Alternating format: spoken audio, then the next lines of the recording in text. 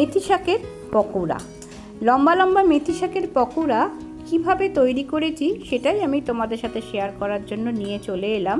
আর এই মেথি শাক আমার টবে হয়েছে। মেথি দানা ভিজিয়ে রাখা থেকে শুরু করে মেথি শাক ছোট থেকে বড় হওয়া সবটুকু আমি আজকে তোমাদের সাথে শেয়ার করব। দেখো দেখতে কত ভালো লাগবে। তাহলে চলো প্রথম থেকে শুরু করি। আমার প্রতিদিনের ভালো লাগা সমস্ত বন্ধুদের শুভেচ্ছা জানিয়ে আজকের এই ভিডিওটা আমি শুরু করলাম। আশা করি সবাই ভালো আছো। আমাদের ফোড়নের যে মেথি, সেই মেথি কয়েক ঘন্টা জলে ভিজিয়ে রেখে আমার টবের মাটিতে ছড়িয়ে দিয়েছিলাম। তারপর দিন সাতেক বাদে ছোট্ট ছোট্ট মেথি শাকের চারা বেরিয়েছিল, আমি সেইটা থেকেই শুরু করছি। এটা আমি প্রতিদিন অল্প অল্প করে জল দিতাম, খুব বেশি চেপে চেপে জোরে জল দেয়া যায় না। এইবার এই সাইজটা দেখাচ্ছি তারও দুদিন বাদে। একটু একটু করে শাকগুলো কত সুন্দর বড় হয়েছে।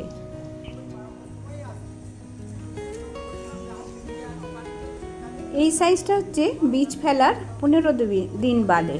এই দেখো মধ্যিখানে একটা অন্য গাছ, এটা মনে হচ্ছে পুঁই শাক গাছ।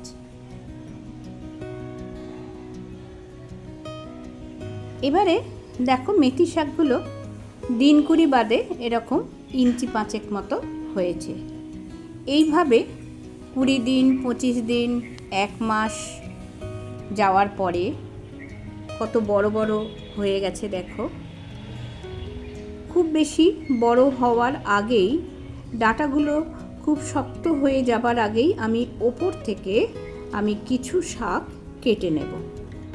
তোমরাও কিন্তু এরকম ছোট্ট জায়গার মধ্যে অল্প একটু এই মেথি শাক বা ধনে পাতা করতেই পারো।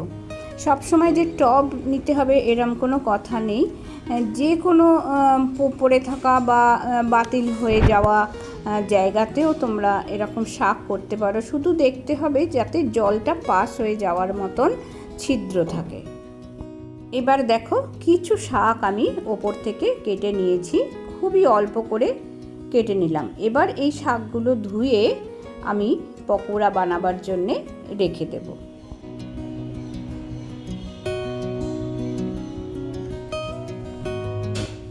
এবার একটা কড়াইতে সাদা তেল নিয়ে গরম হওয়ার জন্য রেখে দিয়েছি। আর মেথি শাকগুলো আমি একটা একটা করে কীরকম সাইজ আমি তোমাদের দেখালাম, সেটা আমি বেসনে ডুবিয়ে ভাজবো। বেসনের গোলাটা তৈরি আর তোমাদের দেখালাম না। আমি এতে নিয়েছি বেসন, চালের গুঁড়ো, একটু হিং, কালো জিরে, একটুখানি রিফাইন্ড অয়েল আর লবণ আর একটু মরিচ গুঁড়ো। মরিচ গুঁড়োর বদলে যে কোনো লঙ্কাও দেওয়া যেতে পারে, কাঁচা পাকা শুকনো লঙ্কা যে কোনো। এবারে দেখো বেসনের যে ব্যাটারটা, তার মধ্যে আমি পাতাটাকে এরকমভাবে কোটিং করে নিচ্ছি। নিয়ে এবারে ডাঁটাটা ধরে আমি এই তেলটা গরম হয়ে গেছে তার মধ্যে ছেড়ে দিলাম। এভাবেই পরপর কয়েকটা আমি তেলের মধ্যে ছেড়ে দেব। ভালো করে নোটিস করো যে কিভাবে আমি পাতাটা বেসনের মধ্যে ডুবিয়ে নিচ্ছি। ধনে পাতার পকোড়াও কিন্তু আমি দেখেছি এরকমভাবেই করে। তাহলে কুমকুমের রান্নায় আজ দেখছো মেথি শাকের লম্বা লম্বা পকোড়া। এই পকোড়ার যা স্বাদ হয়েছিল তোমাদের কি বলবো। আমার টবে তো আমি কোনো রাসায়নিক সার দিই না, অল্প একটু করে জৈব সার আমি দিয়েছিলাম।